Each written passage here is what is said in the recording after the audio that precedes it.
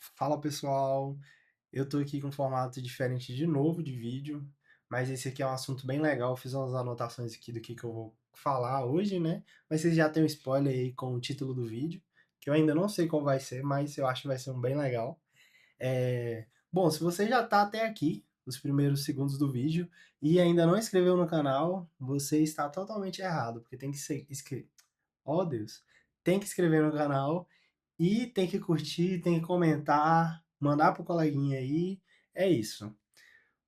Bom, no início desse ano, eu comecei a desenvolver mais utilizando o IA e os agentes na minha rotina de trabalho, e eu ainda estava com aquela ideia de que a IA poderia roubar meu trabalho, ainda mais eu como desenvolvedor, porque a IA ela sabe tudo, ela sabe as regras de arquitetura, ela sabe as regras de desenvolvimento, ela sabe como escrever um código que provavelmente, não sempre, né, mas provavelmente não vai quebrar ali.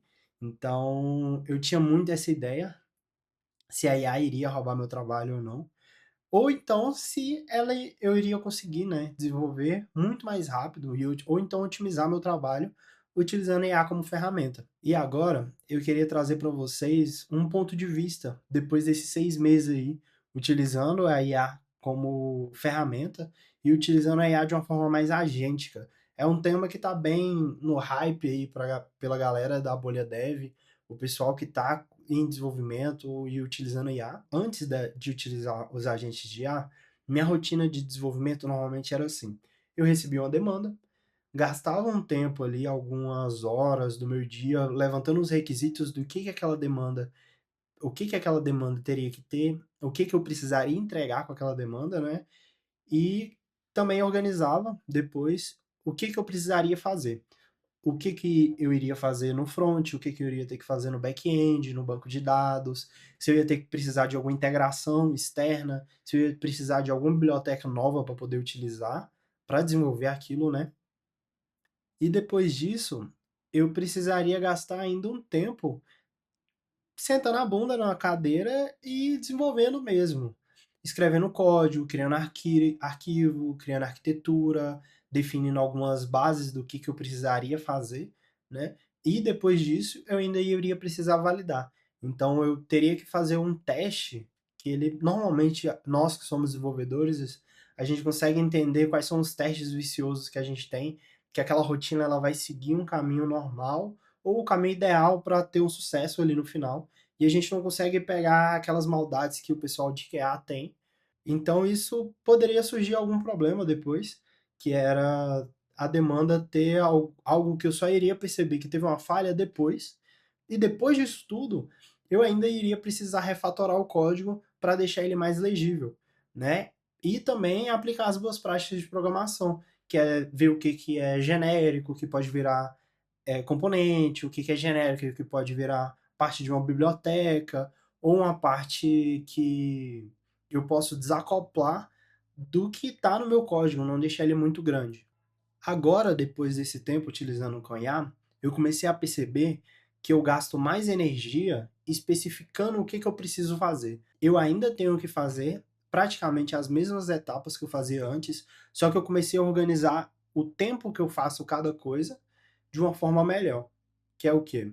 Eu gasto mais tempo especificando qual que é o objetivo daquela demanda. Eu pego quais são os requisitos, o que eu preciso fazer, o que eu preciso não, né? O que a IA precisa fazer para desenvolver aquilo, o que ela não pode fazer. E com os meses eu fui começando a perceber que eu tinha alguns tipos de gargalos, que era eu ainda precisava entrar numa sessão com chat, com o Claude ou com o Codex e reexplicar o que meu sistema faz, o que o sistema não faz, o que o sistema não faz para a IA poder seguir um caminho que era o que eu queria. E aí eu, com isso, eu comecei a pesquisar arquiteturas e também alguns tipos de frameworks que podem me ajudar, que são as arquiteturas para criar documentação e dar mais contexto para IA. E depois disso, eu criei as documentações, que agora eu tenho partes dos meus projetos que são focadas em arquitetura, quais são as regras de negócio, o que não muda e o que eu quero que aquele código sempre siga, né? Então, o agente, antes de fazer alguma coisa, ele vai bater o olho ali naquela documentação vai entender o que que ele precisa fazer, o que que ele precisa seguir para facilitar meu trabalho, né. Então eu substituí o tempo que eu gastava desenvolvendo o código e passei essa responsabilidade para IA. Tem demanda que eu gastava dias desenvolvendo, e agora com os agentes de IA, essas demandas estão gastando poucas horas, eu gasto mais tempo especificando o que que é, a IA já sabe onde que tá os requisitos daquela demanda, o que que ela tem que fazer, e outro ponto bem legal também, para mim, né, é que os agentes eles conseguem testar de formas que eu não conseguia antes. Ele consegue replicar uma interação parecido com o que eu iria fazer, e além disso ele faz outros testes, testes de estresse, os testes unitários, ele consegue escrever algumas coisas que tendem a ser melhores do que o que eu fazia normalmente. Que às vezes eu poderia entre uma demanda e outra esquecer de aplicar, esquecer de deixar numa estrutura melhor. Tem um ponto muito importante que é o quê? Durante o desenvolvimento do agente, eu defini o que que ele pode e o que que ele não pode tomar decisão. Então ele não pode tomar decisão de uma arquitetura nova, que pode atrapalhar o fluxo que a gente já segue no desenvolvimento, né. Então, durante todo o desenvolvimento dele, ele ainda abre os prompts ou os terminais para mim perguntando: "Olha, eu tenho que seguir esse caminho A ou eu tenho que seguir esse caminho B?". E o que eu acho bem interessante é que ele coloca os pontos positivos e negativos, então tem me ajudado até a ter pontos de vistas diferentes sobre algo que eu achava que era a melhor arquitetura para aquela parte daquele processo, e ele começou a perceber: "Pô, essa parte do código, ela tá fazendo desse jeito, e ela gasta 2 minutos para processar aquilo". Com o agente, eu comecei a perceber que refatorando algumas partes, esses processos ele começaram a ser mais rápidos, entendeu?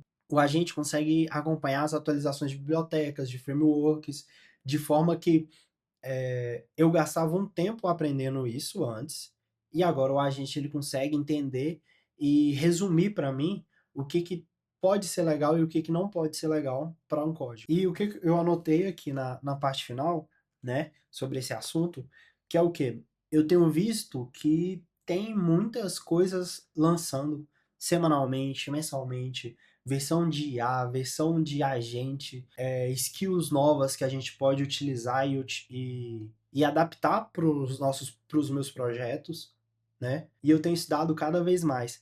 Eu comecei a focar minha direção de estudo mais para como utilizar a IA como ferramenta para otimizar meu trabalho, voltado totalmente para engenharia de software, para eu poder testar e validar o que que faz sentido para os meus projetos, o que que não faz, porque como toda semana lança alguma coisa nova, não dá para eu olhar, lançou como utilizar RAG numa pipeline de desenvolvimento e eu falar: "Vou pegar aquilo e colocar no meu projeto".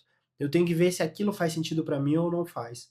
Então, manter atualizado é legal, para a gente poder acompanhar como está a evolução da IA como desenvolvimento, mas a gente sempre tem que ter o critério para ver o que que faz sentido e o que que não faz para os nossos projetos. E com isso, meu receio deixou de ser: será que a IA vai roubar meu trabalho? Para uma preocupação que eu estou tendo mais frequente. Como eu posso otimizar o meu trabalho, meu tempo de rotina com as ferramentas de IA que estão sendo lançadas? E o legal é que tem muita coisa gratuita aí na internet. Se você acha esse assunto interessante, segue para acompanhar mais notícias sobre isso e deixa aqui nos comentários o que que você acha, se você utiliza IA ou se você ainda tem o receio de que ela pode roubar seu trabalho. Valeu!